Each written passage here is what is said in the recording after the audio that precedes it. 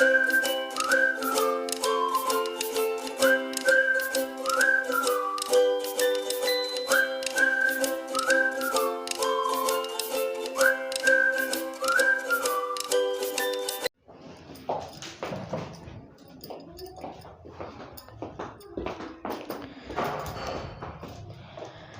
Viewers, चलिए आज स्वागत कुछ अलग हटकर कहते हैं।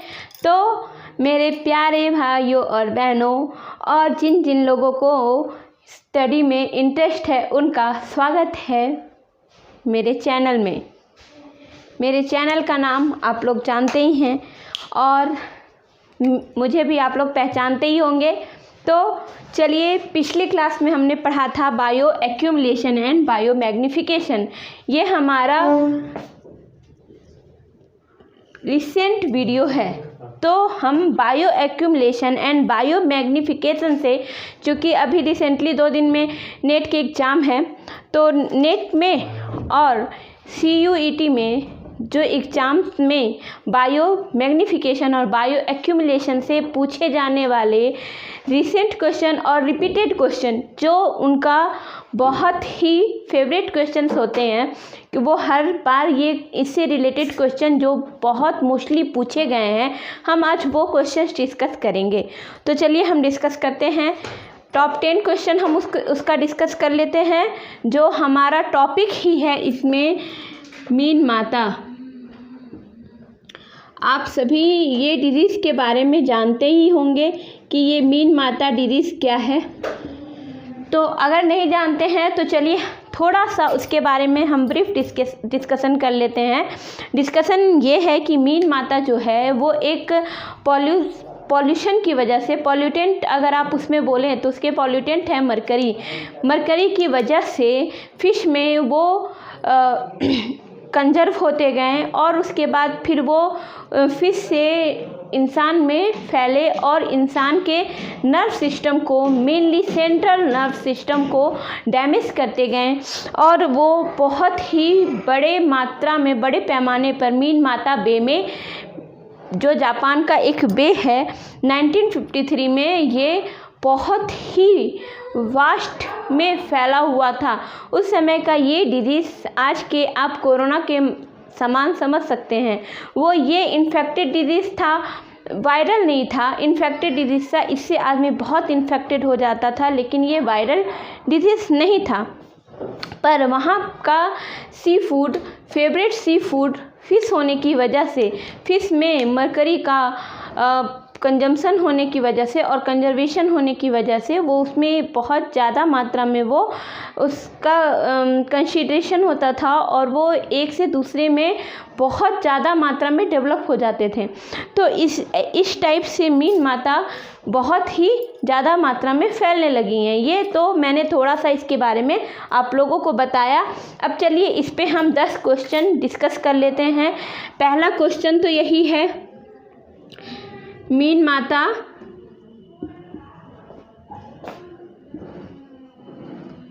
occurs in which year?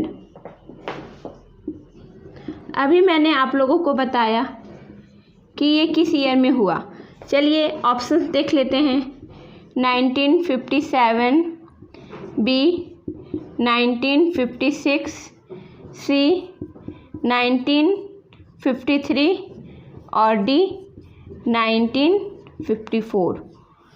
अभी मैंने बताया उसके अकॉर्डिंगली क्या आप बता सकते हैं कि इसका सही जवाब क्या होगा? तो इसका सही जवाब है 1953। 1953 में ये मीन माता जो प्रॉब्लम है, जो इशू है, डिजीज़ है, वो हुआ था। ठीक है, अब हम इसका क्विक करते जाएंगे। तो चलिए हम सेकेंड क्वेश्चन की ओर बढ़ते हैं। सेकेंड क्वेश्चन क्या है हमारा इससे रिलेटेड, क्योंकि हमने पिछले क्लास में bio accumulation and bio magnification पढ़ा था, इसलिए हम उसी से रिलेटेड क्वेश्चंस डिस्कस कर रहे हैं, जो मोस्ट फेवरेट क्वेश्चंस हैं नेट के, CUET के, और आप जो भी एग्ज़ाम देना चाहें, जो भी कंपटीशन एग्जामिनेशन है, क्योंकि EVS सबके लिए इसेंशियल है। तो आप अगर जनरल देना चाहें या 12th में भी 12th का एग्ज़ाम मतलब 12th का अगर आप दे रहे हैं तो उसमें भी ये ऑप्शनल बेस्ड क्वेश्चन आ सकते हैं, क्योंकि 12th के कोर्स में भी आपका ह्यूमन और डिजीज़ है, और ह्यूमन और डिजीज़ होने की वजह से, पॉल्यूशन होने की वजह से आपको ये पढ़ना ही है। आपको bio accumulation and bio magnification आपके 12th बोर्ड में ही आपको EVS के पेपर में मिलेंगे। चलिए दूसरा क्वेश्चन पढ़ते हैं।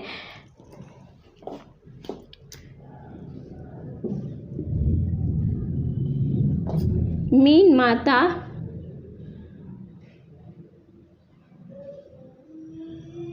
माता बे लोकेशन इज लोकेटेड इन, ये किस कंट्री में लोकेटेड है? तो क्वेश्चंस हैं कोरिया, मतलब ऑप्शंस हैं Korea, B Japan, C Russia and D China. आप सभी आई होप 100% इसका जवाब दे सकते हैं। ये जापान में हुआ था। मीन माता बे जापान का एक बे है, जैसे हमारे यहाँ बे ऑफ बंगाल है, अरेबियन सी है, वैसे ही वहाँ का एक मीन माता बे है जो समुद्र का किनारा है।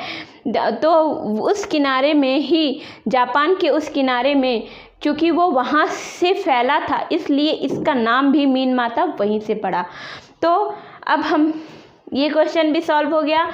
चलिए अब हम तीसरे क्वेश्चन की ओर जाते हैं। ये हमारा क्वेश्चन नंबर 2 था। थर्ड क्वेश्चन क्या है भाई? थर्ड क्वेश्चन है,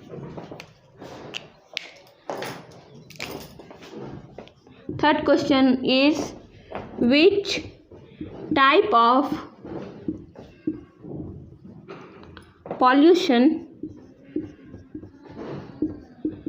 pollution is मीन माता।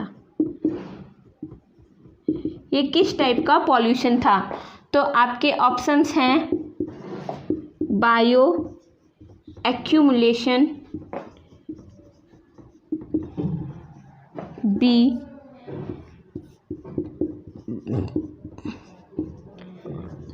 Bio magnification, C A and B both, और डी ऑप्शन है ऑल ऑफ द अबव।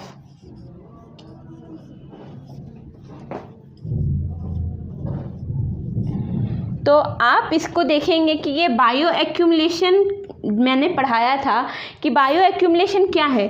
जब पॉल्यूटेंट फूड चेन में इंटर करते हैं उसे हम बायो एक्यूमुलेशन कहते हैं, और जब वो पॉल्यूटेंट एक से दूसरे में बढ़ते हुए रेट में कंजर्व होने लगते हैं तो वो बायो मैग्नीफिकेशन कहलाते हैं। तो आप सोचो कि ये किस टाइप के पॉल्यूशन में आता है मीन माता।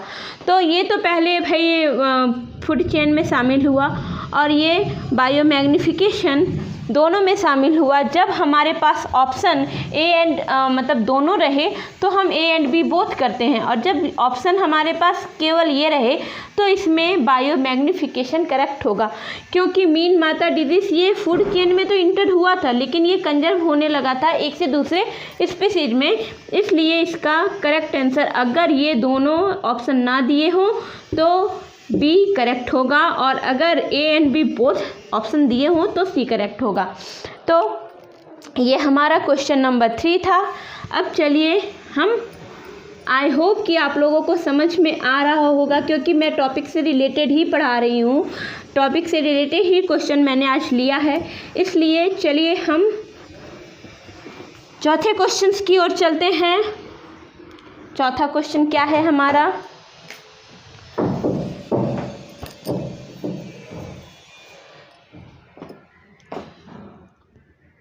Question number, Minamata disease is an example of example of ये मीन माता डिजीज किस टाइप के पॉल्यूशन का एग्जाम्पल है? तो हमारे पास ऑप्शन है ऑर्गेनिक, मर्करी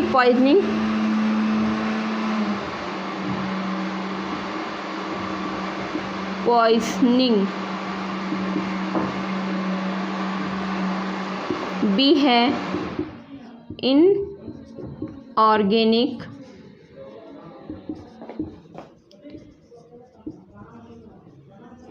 मर्करी पॉइजनिंग, फिर C organic cadmium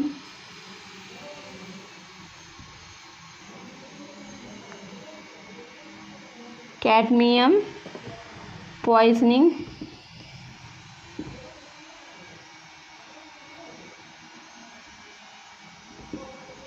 and D is inorganic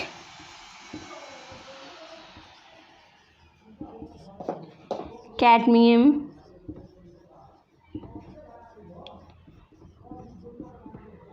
poisoning. चलिए देखते हैं। तो इसका सही जवाब होगा ऑर्गेनिक मर्करी पॉइजनिंग, क्योंकि ये मर्करी की वजह से हुआ था और वो भी ऑर्गेनिक, इनऑर्गेनिक नहीं। अब आप लोगों के मन में ये सवाल ज़रूर आएगा कि ऑर्गेनिक एंड इनऑर्गेनिक में क्या अंतर है। तो जब पॉल्यूटेंट, इसके लिए आप लोगों को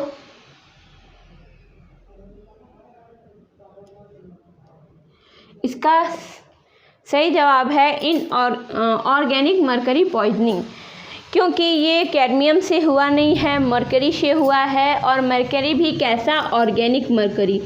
ऑर्गेनिक मर्करी इनऑर्गेनिक मर्करी से नहीं हुआ है। ये मतलब इंडस्ट्री से निकलने वाले वेस्टेज की वजह से, जब वेस्टेज को, क्योंकि इसका एक कारण जब सोर्स में पाया गया तो पाया गया क्या कि जो वेस्टेज समुद्र में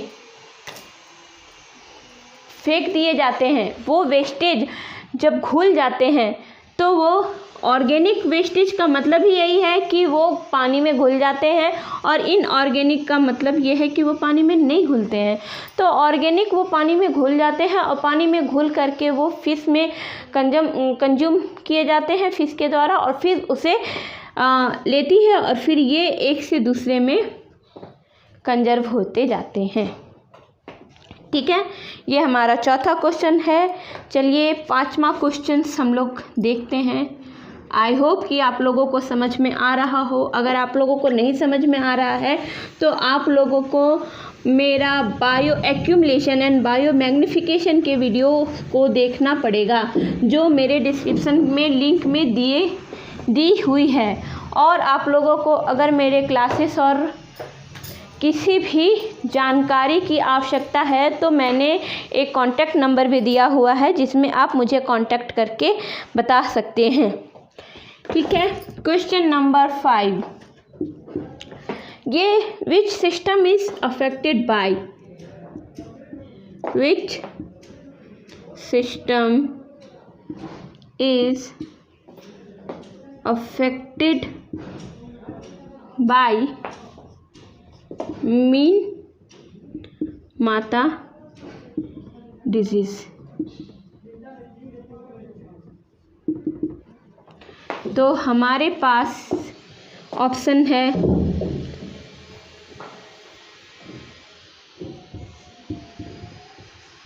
digestive system, B nerve system, C respiratory system,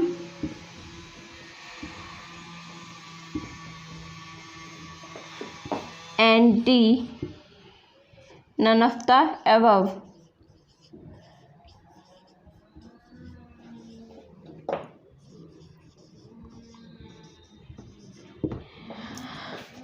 क्या आप बता सकते हैं कि ये किस सिस्टम को इफ़ेक्ट करता है?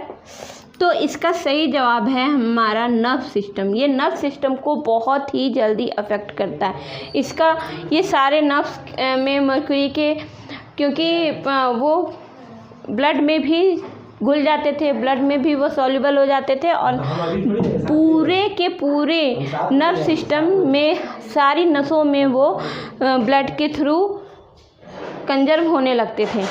इसीलिए इसका सही जवाब होगा नर्व सिस्टम। ये हो गया हमारा क्वेश्चन नंबर 5। चलिए अब हम क्वेश्चन नंबर 6 की ओर बढ़ते हैं।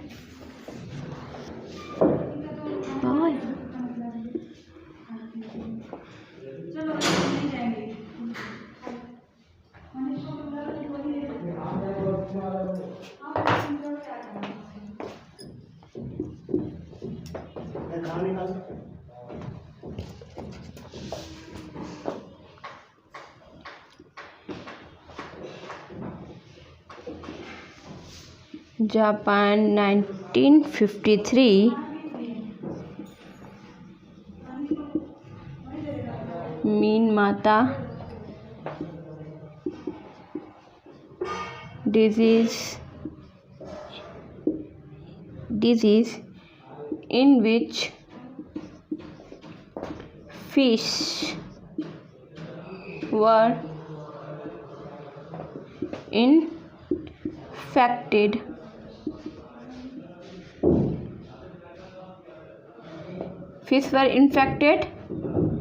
was caused by excess of which substance? तो इसके ऑप्शंस हैं निकेल, बी लेड, सी मर्क्यूरी और डी कैडमियम। क्वेश्चन ये है कि जापान में 1953 में मीन माता डिजीज़ जिसमें फिश इन्फेक्टेड हुई थी वो किस कारण से, किस सब्सटेंस के कारण से हुआ था? तो इसके ऑप्शंस है nickel, lead, mercury and cadmium. तो मैंने अभी इसके पहले पढ़ाया था कि ये वैसे भी उस ऑप्शन में भी हमने देखा था कि ऑर्गेनिक मर्क्यूरी सब्सटेंस की वजह से, पॉल्यूशन की वजह से हुआ था। तो इसका सही जवाब मर्क्यूरी होगा। मर्क्यूरी ही एक से दूसरे सब्सटेंस में बहुत ज़्यादा मात्रा में संरक्षित हो रही थी और वो बहुत ज़्यादा मात्रा में बढ़ रही थी, इसलिए तो इसका सही जवाब होगा मर्क्यूरी। ये हमारा छठा क्वेश्चन था। अब हम आते हैं क्वेश्चन नंबर 7 की ओर।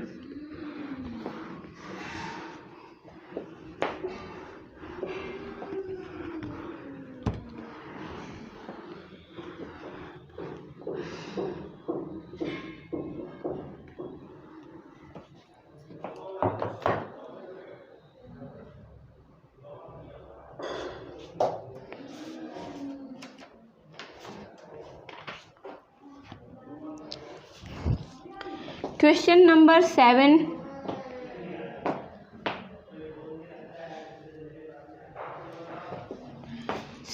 तो क्वेश्चन नंबर यही है कि इज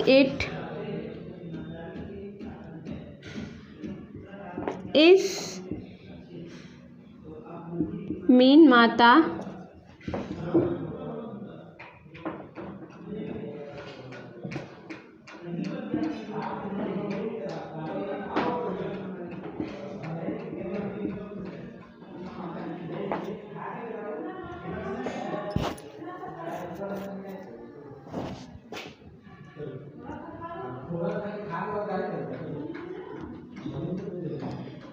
मीन माता इन्फेक्शियस डिजीज है या नहीं? ऑप्शन हालांकि ये बहुत ही मतलब आप समझ लो कि रेयर केस में पूछा जाएगा। ये क्वेश्चन को हम लोग नहीं लेते हैं, ये मोस्ट पॉपुलर क्वेश्चन नहीं है। तो मीन माता में 6 ही मेन पॉपुलर क्वेश्चन है। और हम दूसरा क्वेश्चन लेते हैं कि दूसरा इसमें ये इंटर कैसे करता है, इसका ये कारण क्या है। काउज ऑफ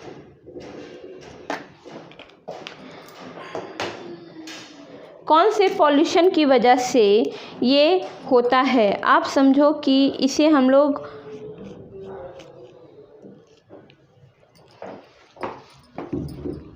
किस टाइप के पॉल्यूशन में लेंगे।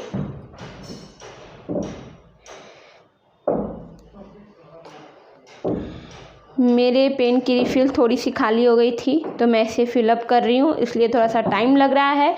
तो फिलअप करने के बाद हम फिर से लिखना स्टार्ट करेंगे, क्वेश्चन हम फिर से पूछेंगे। तो आप बताइए आपके जहन में, तब तक चलिए हम सवाल डिस्कस कर लेते हैं कि वो क्या हो सकता है। सवाल कि ये किस टाइप ऑफ पॉल्यूशन का एग्जाम्पल है। आप बताओ, air pollution, land pollution, water pollution और सी पोल्यूशन। वाटर पोल्यूशन में भी आप बताओगे fresh water pollution, marine water pollution, brackish water pollution और नन ऑफ अबव। तो क्वेश्चन इस टाइप से पूछा जाता है। Question number 7,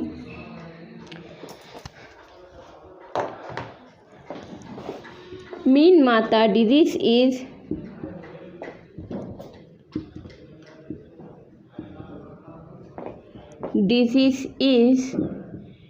an example of which pollution?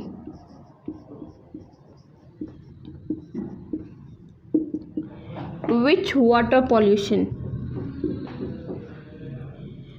तो हमारे पास ऑप्शन है fresh water,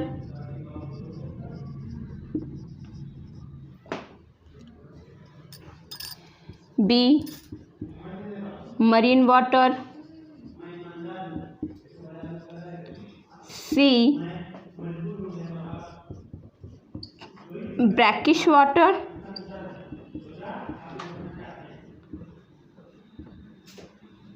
and D none of above.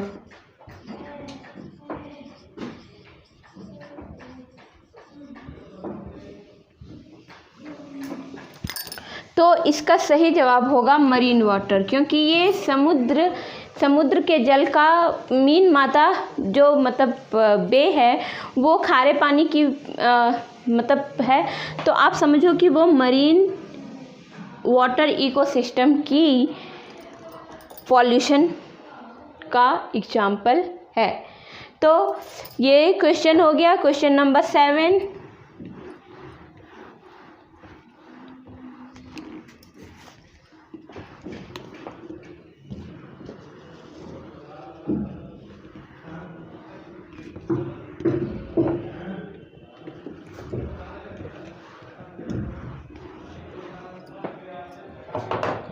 ये क्वेश्चन नंबर 7 हो गया।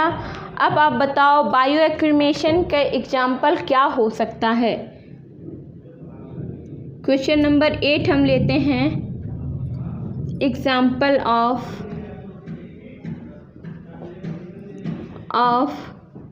बायो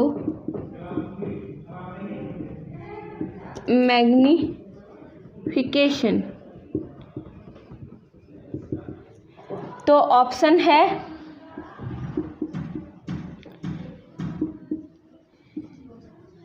मीन माता,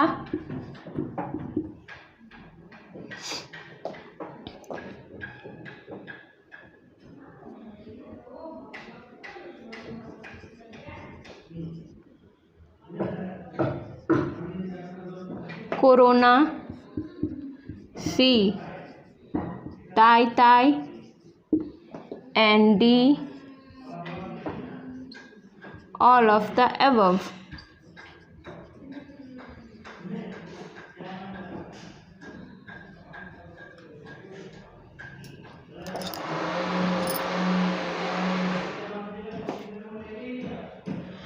तो इसका सही जवाब होगा मीन माता। ताई ताई की जगह पे नन ऑफ द एबव लिख देते हैं, क्योंकि ये भी ताई ताई भी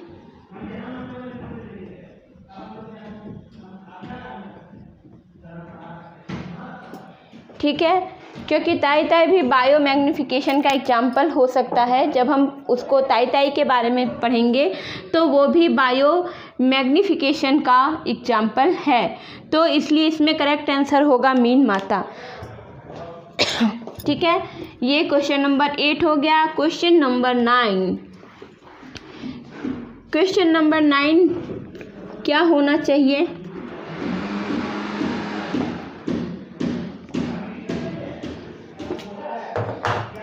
क्वेश्चन नंबर 9 है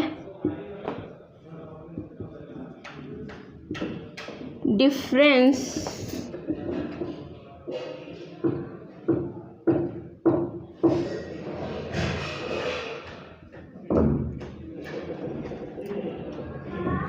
सॉरी, क्वेश्चन ये ऐसे नहीं है।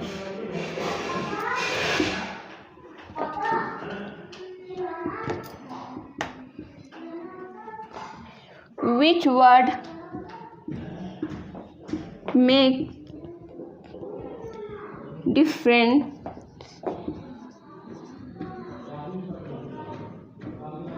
between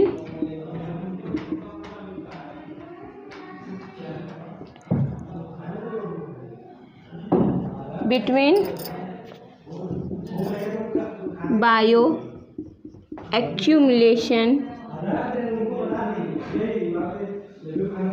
and biomagnification?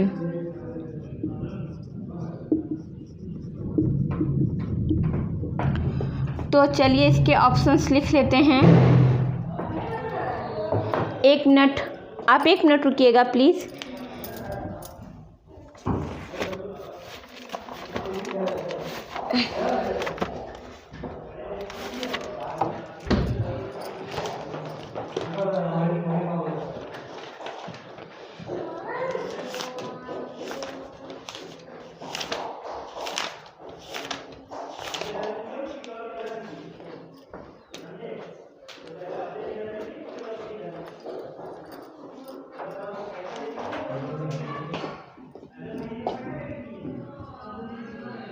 Conservation, B sustain, सी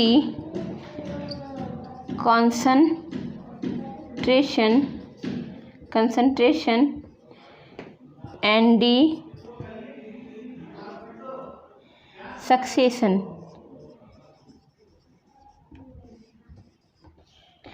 तो इसका सही जवाब होगा कंसंट्रेशन।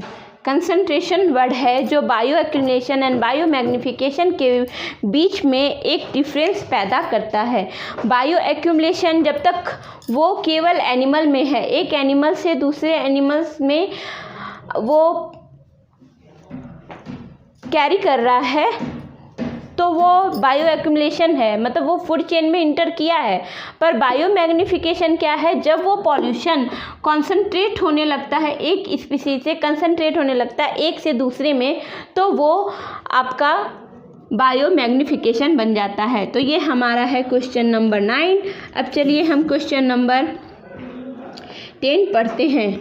एक हम एग्जाम्पल लेते हैं, क्योंकि अभी रिसेंट में ये है तो मे बी ये पूछा जा सकता है। एक मैं खुद से ही गेस कर सकती हूँ इससे रिलेटेड क्वेश्चन। क्वेश्चन नंबर 10 हम लेते हैं। अभी आप जान रहे हैं कि एक डिजीज़ आई है जो काउस मतलब गायों में गौ माता में फैल रही हैं। तो गौ माता में जो फैल रही हैं lumpy disease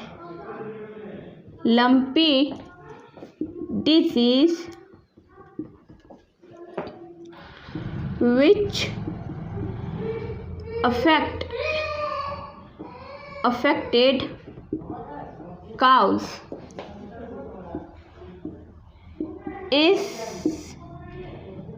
is an example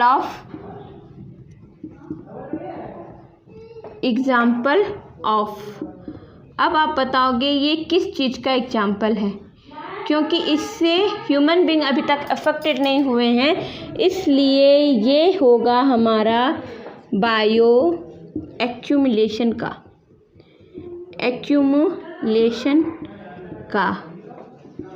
ये इसका सही जवाब होगा बायो, क्योंकि मैंने लिखने से पहले ही आपको जवाब बता दिया, फिर भी ऑप्शंस तो लिखने पड़ेंगे ही, बोथ एंड डी नन। तो इसका सही जवाब होगा बायो एक्यूमुलेशन।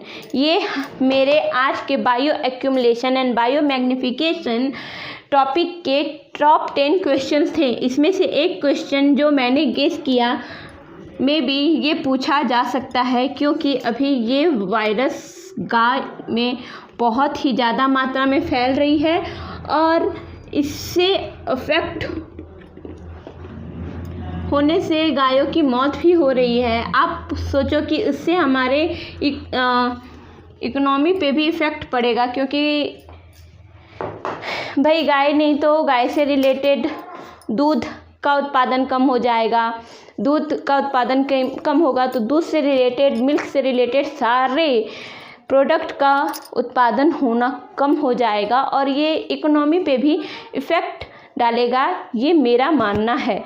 तो ये मेरा आज का सेशन था। अगर आप लोगों को अच्छा लगा हो तो प्लीज़ लाइक करें, अगर नहीं अच्छा लगा हो तो आप बेझिझक डिसलाइक कर सकते हैं, मैं बुरा नहीं मानूंगी, मैं वैसे भी बुरा नहीं मानती हूँ।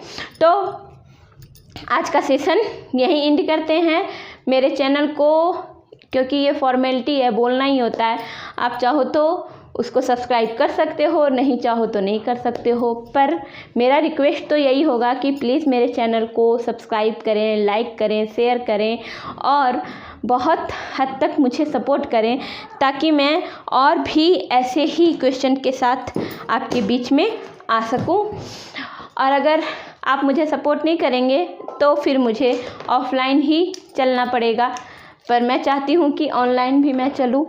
तो और किसी भी चीज़ की इंक्वायरी करनी हो आप लोगों को तो मेरे डिस्क्रिप्शन में मेरे टेलीग्राम चैनल, मेरे यूट्यूब चैनल, मतलब यूट्यूब में तो आप देख ही रहे हो, मेरे टेलीग्राम चैनल, मेरे व्हाट्सअप नंबर और मेरा टीचमिंट पे जो ऐप, टीचमिंट ऐप पे जो मेरे क्लासेस चलते हैं, आप उस पर भी लिंक करके, मतलब लिंक पे क्लिक करके जो डिस्क्रिप्शन में डाले हुए हैं उस पर आप इसकी जानकारी ले सकते हैं। और भी कुछ जानकारी हो तो आप बेझिझक मेरे व्हाट्सएप पे, कॉल लगेगा नहीं, वो केवल व्हाट्सएप नंबर है, बिजनेस व्हाट्सएप नंबर है, इसलिए आप उस पर केवल मुझे मैसेज कर सकते हैं। और आपको उसमें सब्जेक्ट लिखना पड़ेगा कि आप उसमें इन्वायरमेंट से हो या इकोनॉमिक्स से हो। ऐसे ही मैं इकोनॉमिक्स के भी कल या परसों मेरे एक वीडियो इकोनॉमिक्स के भी टॉप 10 क्वेश्चन के मोस्ट रिसेंटली आस्क्ड क्वेश्चन जो बहुत ज़्यादा ही पूछे जाते हैं यूजीसी नेट में, वो रिपीटेड होते हैं, ऐसे ही क्वेश्चंस मैं आप लोगों के लिए और भी लाऊंगी। तो thank you for watching, have a nice day. और आप लोगों के एग्ज़ाम्स के लिए बहुत बहुत बधाइयाँ आप लोगों को। Thank you for watching, have a nice day, till then bye.